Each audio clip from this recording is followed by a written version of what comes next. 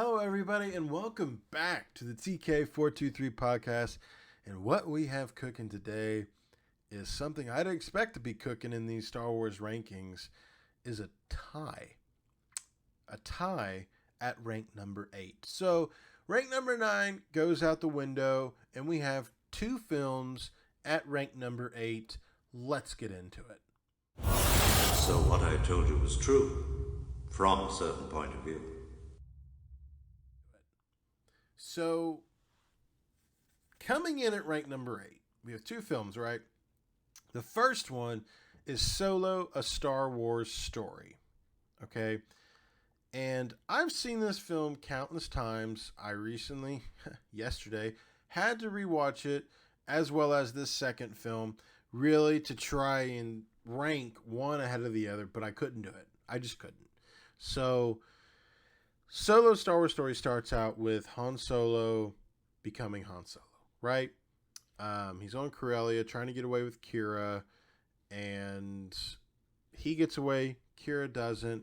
He goes, tries to become an Imperial pilot, doesn't work out, and then you see him on the front lines where he meets Tobias Beckett and his crew, okay?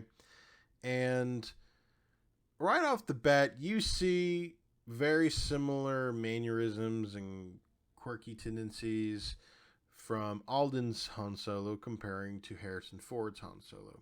And that's where the first critique comes in, right? And it's a critique that, it has to be taken with, I would say, a grain of salt, because when you look at recasting a character like Han Solo, and you look at what Harrison Ford did as Han Solo, the way he acted in the original trilogy, even in The Force Awakens, is how Harrison Ford is as a person, right? That sassiness, that, the facial expressions, all the mannerisms, like everything just screams super sassy smuggler, right? And when you look at Alden play this role, you see a lot of those try to be recreated, right? And I think that's where some of the fault comes in, because stepping into a role that big, you have to follow some of those, tendencies to be the Han Solo everyone wants you to be. But I think Alden did a fantastic job. And I think Ron Howard, the director, knew what he was doing with Han Solo. And I think in how everything went on, how everything played out, it was a really good movie. And to this day, I can't understand why people don't enjoy this movie. Granted, it doesn't have your typical Skywalker or your typical Force user in the headline of this. No, it doesn't. It has a smuggler who is not really good at smuggling, right? Take the helm of a big movie and showcase the backstory of one of the biggest characters in Star Wars, one of the big original three. So what Alden did, what Donald Glover did as Lando Calrissian, what Emilia Clarke did as Kira, what Woody Harrelson did as Tobias Beckett, what Paul Bettany did as Dryden Voss, it was all awesome. It was amazing. I loved it. And the flow of the film, the casting was on point, and like I said, the flow, everything was great. Now, granted, the plot you could say was a bit lacking, right? And the introduction of Darth Maul at the end threw a big wrench into things. But seeing a different side of Han at that, where when he was on the front lines and he was trying so hard to join Tobias Beckett's crew, and he ended up joining it, and then on their first job he had to drop shipment, drop the cargo, drop the goods to save, or at least attempt to save, what was remained of his crew. Okay? And that's another callback that was placed into the movie, that the main reason why Han Solo was in trouble with Jabba the Hutt is because he dropped his shipment, because first sight of Imperial authority. So when you consider that, when you factor in all of that and how Alden played Han Solo, how Donald Glover played as Lando, you respect the movie more and more and more, right? And then seeing all the callbacks, like Tobias Beckett breaking down a rifle into Han Solo's blaster, which is modeled after a Mauser broom handle. Um, and I thought that was awesome. I thought that was really on point, and it just puts a smile on your face as a Star Wars fan every time you see it. And then seeing the Millennium Falcon for the first time and how it was such a beautiful ship. And then they went through the Kessel Run and it turned it into that piece of junk. And how everything unfolded, how everything was pieced together, I think it was done beautifully. And Ron Howard knew what he was doing. Alden had a good, pinpoint on how to play Han Solo. And yes, some of it came off as forced comedic relief, just to get a feel for Han Solo as a character.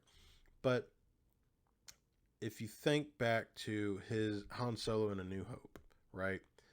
Where he didn't want to join Luke and Leia, he didn't want to join the rebellion. He just wanted to go with him and Chewbacca and be a smuggler, right? And then you see at the beginning of the Han Solo movie is that he was trying so hard to join a crew, okay? And you see everything that he went through, all the people that he lost, and the bridges that were burned, and the reputation that he got as the smuggler that he is, explains perfectly the Han Solo that we get in episodes 4, 5, and 6, and even in Force Awakens. So I thought it was done fantastically. I commend Ron Howard for taking on this behemoth of a project of a Solo origin story, which is always going to be open to criticism because anytime you recast someone like Han Solo, and having Harrison Ford played him before that, such a highly acclaimed, high caliber actor that he is, that, like I said earlier, is huge shoes to fill. And at the end of the day, I thought it was successful, and I can watch Solo casually. I can, watch Solo and focus on it and actually enjoy the story, enjoy the flow of the story. And I understand some of the critiques with, how Enfys Nest wasn't, it was a typical predictable, like, oh, they were turned from, a casual villain into a good guy necessarily. And then Dryden Voss obviously being a pawn of someone much bigger who we found out was Darth Maul. And then Kira having a bigger role than we thought at the end when reporting to Darth Maul. So I thought they left things where they could have had, or they still can have, a second Solo film or maybe a Solo TV series with Alden and Donald Glover and Amelia Clark and everyone returning. But I think this film does not deserve the hate that it gets, and I would put it higher. But I just think everything ahead of it edges it out. And I don't even think this second film, which I'll go ahead and say it, Attack of the Clones, I don't think it edges it out. I think it's right neck and neck, and reasonably so, right? So Solo, Star Wars film, ranked number 8, tied with Attack of the Clones. And with that said, Attack of the Clones, right? I am one of the biggest prequel fans, okay? Biggest prequel fans. I saw this movie in theaters. I loved it. And, I was discussing this with, a friend recently that when you look at how the green screen was in Phantom Menace, Attack of the Clones, and Revenge of the Sith, you didn't notice things like that on the big screen back in the day when it released. I think because of the quality of TVs, right? nowadays we all have these very high tech TVs, these 4K, 8K TVs, and that when you watch these films, the green screen really rubs off the wrong way. Looks very animated, looks very, I guess you could say, cheesy. Um, but that's not really my main issue with Attack of the Clones. My main issue with Attack of the Clones is the at times cringy romance themes that are showcased between Padme and Anakin. And I think that's one of the only problems of this movie. And the flow was so catered to their romance that it distracted people from what was actually going on. The clone army was being created. Jedi Master Sifo Dyas was the one that initiated the clone army, right?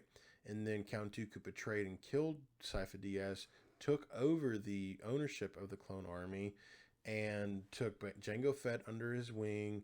And then, of course, all this being controlled, puppets by, Palpatine.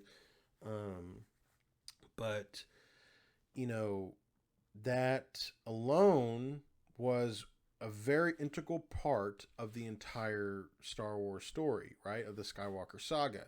Because without the clones, there would have never been an Order 66, right? It would have been a lot harder to achieve. I don't think Anakin could have done it without the clones. So, you see that, and then you see Anakin's continued demise towards his demise and transformation towards becoming Darth Vader, right? And I love those sequences. I know a lot of people thought Hayden Christensen came off as whiny, pouty, and, ignorant and just childish at the end of the day, right? But if you look at that's how his character was supposed to be, right?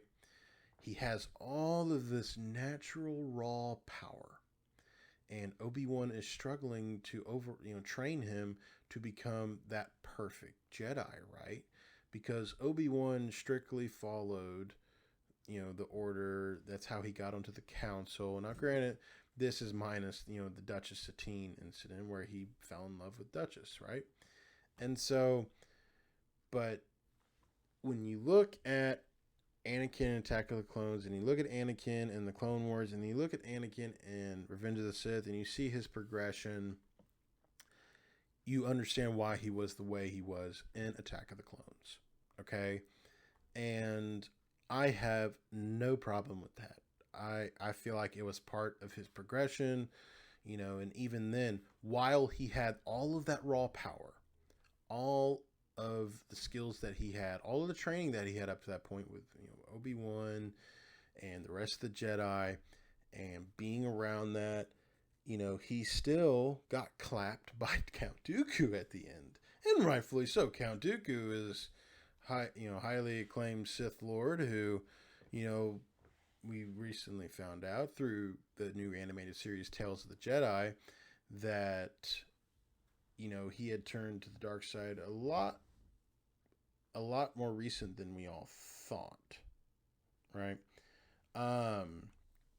But with how Anakin was, with how his character progressed, I thought hit in the film very well. Very well. And, Count Dooku, getting the perspective on Count Dooku that we got from Tales of the Jedi pushed the Attack of the Clones to the point of where it is tied at number 8 with Solo, right? Because Tales of the Jedi gave you perspective on what Count Dooku was thinking when he was talking to Obi-Wan Kenobi about, I know the deception in the Senate is all controlled by a Sith Lord named Darth Sidious. And when he was saying, if Qui-Gon were here, I could really use his help right now because he would understand, right? He would be by my side. And Obi-Wan's like, no, Qui-Gon Jinn would never join you. You're wrong. And in reality, Obi-Wan was wrong. Obi-Wan just didn't know. He was blinded by the one straight shot road of the Jedi Order. And that is, a big point to hit on. Because when you look at what happened in Tales of the Jedi, when you look at what could have happened if Obi-Wan and Qui-Gon both would have lived, and Qui-Gon would have trained Anakin, Dooku most likely wouldn't have been so quick to turn because Qui-Gon was his last straw, right? And we saw that. And if Anakin was trained by Qui-Gon, he would have been partially trained too, I believe, by Dooku, and he would have been trained in a way that would present a different avenue than what he was given, right? Meaning, hey, you don't have to follow the orders so strictly, right? We understand your emotions. We understand your powers. We understand where you're coming from with wanting to save your mother and wanting to free her from slavery like you were. And Qui-Gon would have been so on board with that. Dooku would have been so on board with that. Now, who would have been on board with it? Obviously, the Jedi Council, right? But it would have given Anakin the choice to leave the Jedi Council a lot sooner than he did. Even though he didn't leave the Jedi Council, he murdered the Jedi and destroyed the Council in that manner, in that fashion. So it could have given Anakin a different destiny, right? But that's why the Duel of Fates was so prominent. That's why it was so important and integral to the story, was because it decided Anakin's fate. When Obi-Wan was not supposed to train him, it was supposed to be Qui-Gon. So then it got thrown into Obi-Wan's hands, and even then the council was still like, come on, man, we can't, Qui-Gon's gone, you can't train this kid, we have to do something about it. But at the end of the day, they honored Qui-Gon's death wishes. So Anakin became Anakin. And that's the Anakin you see in Attack of the Clones. And when you understand it from that perspective, right, you start to look past all of the childish tendencies, the immature acts, and the women and the children too. Like all of that stuff. I hate them. No. So, I mean, you start to feel for him, and I always get goosebumps in that scene when he's riding that speeder through the desert and he's on his way to save his mother, and then when he, cuts down all the Tusken Raiders out of just cold blood, and you see that dark side flowing through him and becoming Darth Vader, and it was awesome to see. And so, not to mention the Battle of Geonosis, Jango Fett going out in the way of getting basically beheaded by a Jedi Master in one of the best, debatably the best, saber duelists of all time in Mace Windu. I think that was a valiant way to go out on his end. And seeing Obi-Wan and Anakin and Count Dooku fight at the end, and then Yoda stepping in after Dooku defeated both of them, was really cool.